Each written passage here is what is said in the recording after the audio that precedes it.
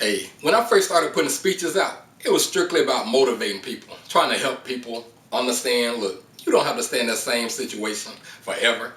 You stay prayed up, keep the faith, trust in God. He can change your circumstances at any given time. But when I first started doing it, I was really just trying to motivate people. And then a good friend of mine said, hey, you should check out that John Maxwell speaker, trainer, coach certification. So I looked into that and I liked it. I signed up for it. I took courses online for over a year.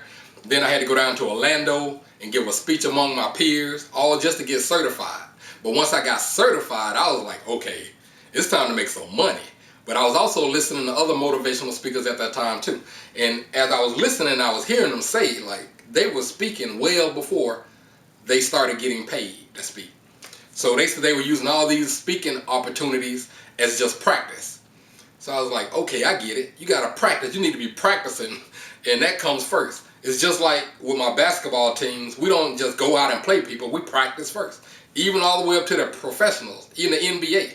They don't just go to cities and play other teams. They always practice and trying to get better. So I got that. Got to practice. So I started taking all speaking engagements I can find. I was speaking to youth groups, adult groups, doing book readings, anything I could find to try to practice. And yeah, we're talking about practice. So along the way, I researched and started watching some TEDx talks. And I was like, oh man, TEDx talk, that's the new goal. I need to be on a TEDx stage. So then I said, I'm going to just keep practicing. If the opportunity ever presented itself, I want to be ready. So fast forward a year and a half later, I finally got the call.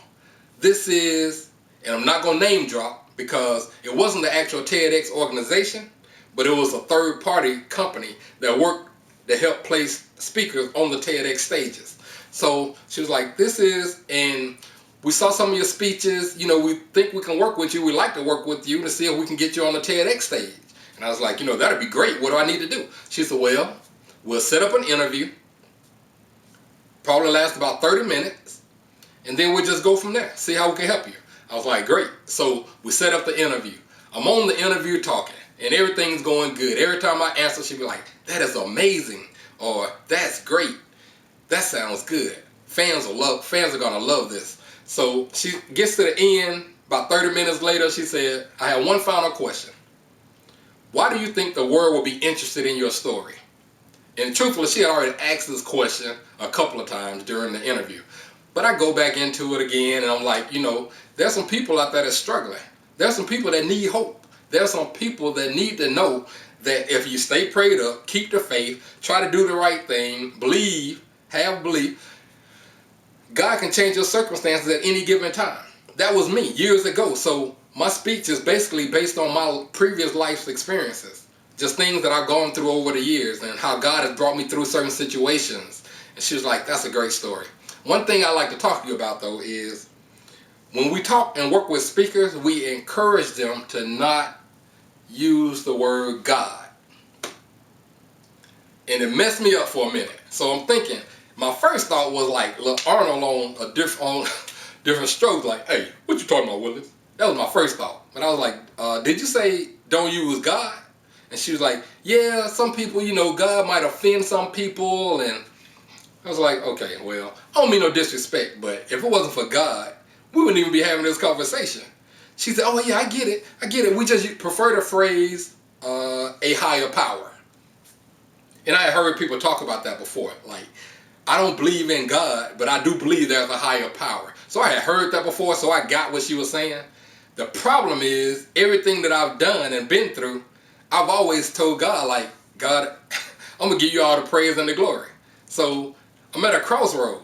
This is what I have been practicing for. This is what I have been working towards for the last year and a half. And it directly conflicts with my belief. So what do you do in that situation? This is what I really wanted. I really wanted that TEDx talk. I really did. But it directly conflicts with me giving God the praise and the glory. So what do you do in that situation? What would you do in that situation? What would you do? Something you really want, but it conflicts with your beliefs. This is what I want to tell you. Don't let nobody define you. Stay true to yourself. Don't let nobody put you in a box. Don't compromise your beliefs if they're right for nobody. Stay true to yourself. You don't have to change the person you are. Stay true to yourself. So now we got this whole pandemic thing going around, and people have been calling me and saying, like, man, you should put some speeches out. All the non-essential workers just sitting at home, looking for stuff to watch. And I get that, because I've been looking for stuff to watch on TV, on YouTube, just videos, social media, movies. So I get that. But the truth is, by the time I got off the phone with that interview, I was mad. I'm not gonna lie, I was mad. And I ain't like it.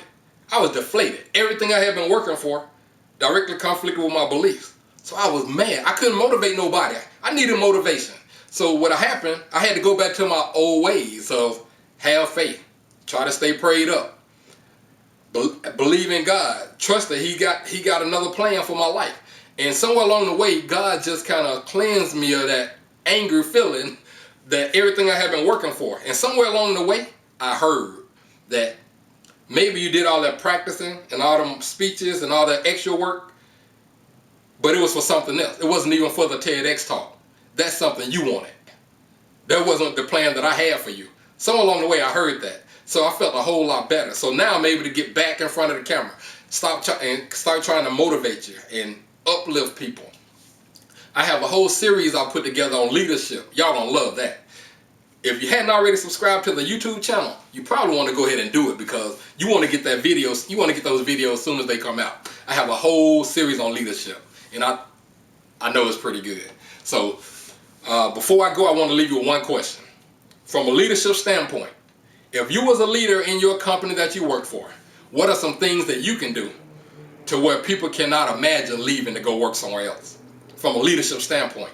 And those are the type leadership principles that I'll be going over. What are some things you can do? This is what I want you to think about. What are some things you can do that where people can't even imagine leaving, going to work somewhere else? We're talking about leadership now. So stay blessed. As always, my name is Ryan Winfrey, and I'm just trying to help somebody.